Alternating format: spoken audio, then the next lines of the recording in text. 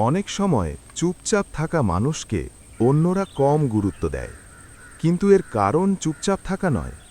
আসল কারণ হল আমরা এমন এক সমাজে বাস করি যেখানে বেশি কথা বলাকে আত্মবিশ্বাসের লক্ষণ মনে করা হয়, আর কম কথা বলাকে ভুল করে দুর্বলতা ভাবা হয়। প্রথম কারণ, অনেকে মনে করে যে মানুষ কম কথা বলে সে নিজের পক্ষে দাঁড়াতে পারবে না। এই ভুল ধারণার জন্যই চুপচাপ মানুষকে অনেক সময় সহজ টার্গেট হিসেবে দেখা হয়। দ্বিতীয় কারণ, সমাজে একটা ভুল সমীকরণ চালু আছে। দৃশ্যমানতা মানেই গুরুত্ব। যারা বেশি কথা বলে, বারবার নিজের মতামত দেয়, তাদেরই আত্মবিশ্বাসী মনে করা হয়, আর নীরব মানুষ চোখে পড়ে কম। চোখে না পড়লে গুরুত্বও কমে যায়।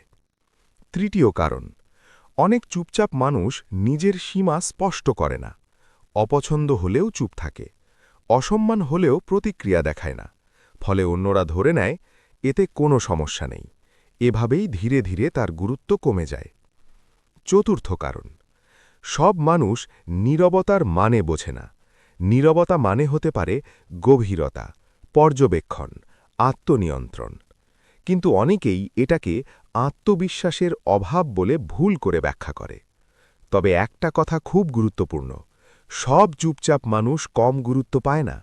যে নীরব মানুষ প্রয়োজন হলে কথা বলে, তার সহ্যের সীমা কেউ ভাঙলে সে তার স্পষ্ট অবস্থান জানিয়ে দেয়, আর নিজের সিদ্ধান্তে স্থির থাকে, তাকে মানুষ শুধু সম্মানই করে না, অনেক সময় ভয়ও করে। তাহলে চুপচাপ থেকেও কিভাবে গুরুত্ব পাওয়া যায়?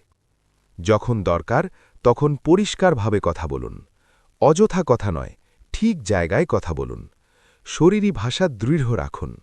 চোখে চোখ রেখে কথা বলুন, আর বারবার ছেড়ে দেওয়ার অভ্যাস বন্ধ করুন। মনে রাখবেন, চুপচাপ থাকা কোনো সমস্যা নয়। চুপচাপ থেকেও যদি আপনি নিজের অবস্থান পরিষ্কার জানাতে পারেন, তাহলে মানুষ আপনাকে অবহেলা করতে পারবে না। নীরব থাকুন, কিন্তু দুর্বলভাবে নয়। দৃঢ় নীরবতা শিখুন। আজ এই পর্যন্তই। সবাই ভালো থাকুন, সুস্থ থাকুন। নমস্কার।